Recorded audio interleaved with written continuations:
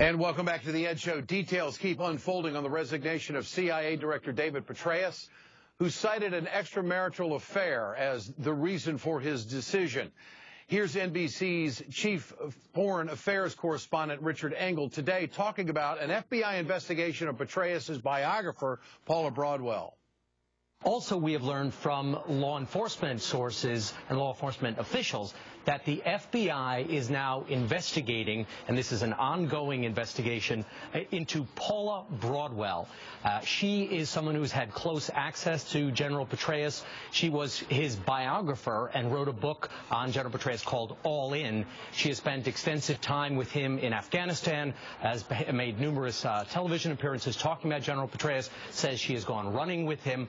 The FBI investigation is seeing whether she had improper access to General Petraeus' emails and may have had access to his, may have accidentally or deliberately had access to classified information. Here's biographer Paula Broadwell talking about General Petraeus in January of this year.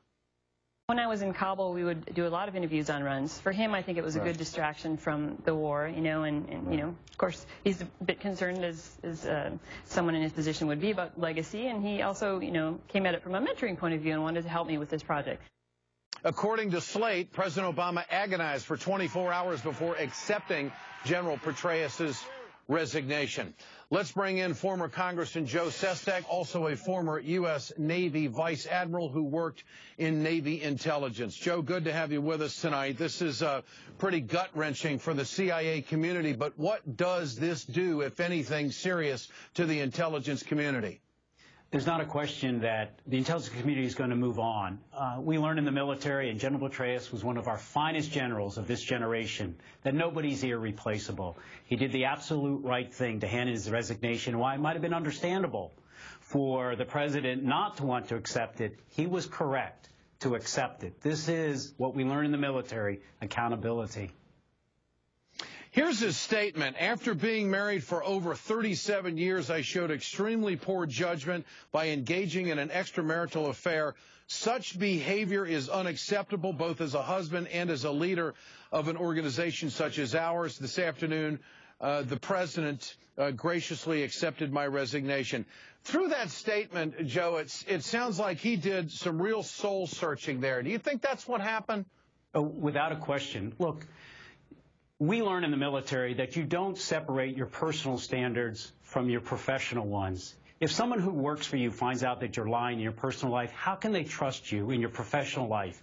We learn as great leaders, and he was a very good leader, that with responsibility goes authority, and with them both goes accountability.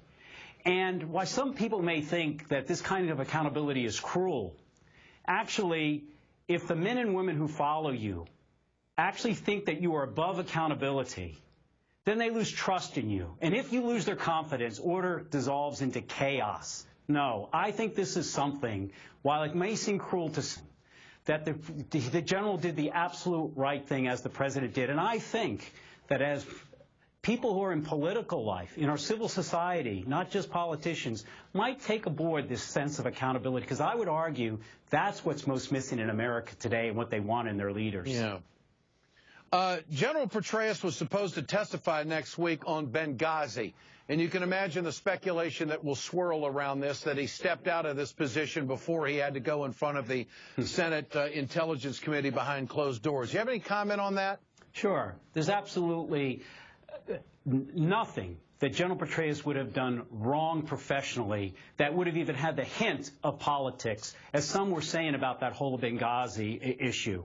General Petraeus always strived to be the best that he could, both in his professional responsibilities. And in this case, when he didn't match it in his personal side, he handed in his resignation. Look, that's the mark of this man. And I think that anybody who thinks that he's doing this to avoid any type of accountability with Benghazi just doesn't understand what he trained and what he always strived to be like as a wonderful general. Joe, what about the fact that Petraeus is not under FBI investigation, but someone else is? How normal is it for the FBI to investigate the CIA?